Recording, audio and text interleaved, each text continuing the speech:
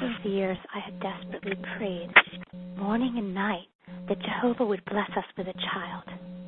Every month, I would be cruelly reminded that my prayers were not answered. Had Jehovah turned his back on me? Had I committed some horrible sin that had destined me to barrenness?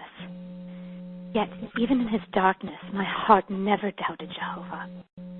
Despite the cruelty of not being able to give my husband the son he so longed for, and the baby my very soul ached to hold.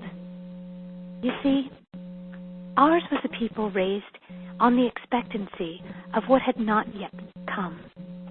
Stories told at bedtime to sleepy-eyed children were not mythology.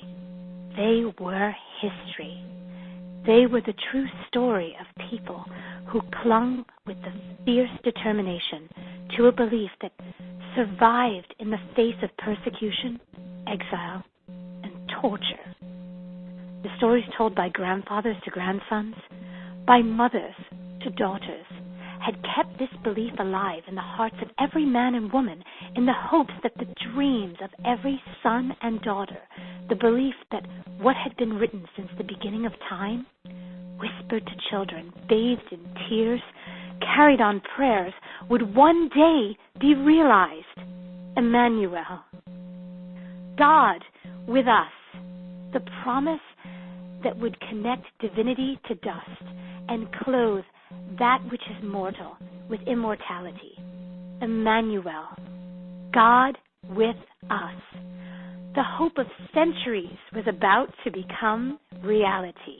And so, we shared this enormous secret, she and I. We were each pregnant with the promise of centuries. She so young and carrying a destiny she had not asked for, and even now had no idea what would ask of her. While I carried the assurance that Yahweh hears and answers prayers, not only my own, but the prayers of my people. I had known the struggle of barrenness in a culture where women bear the shame of infertility.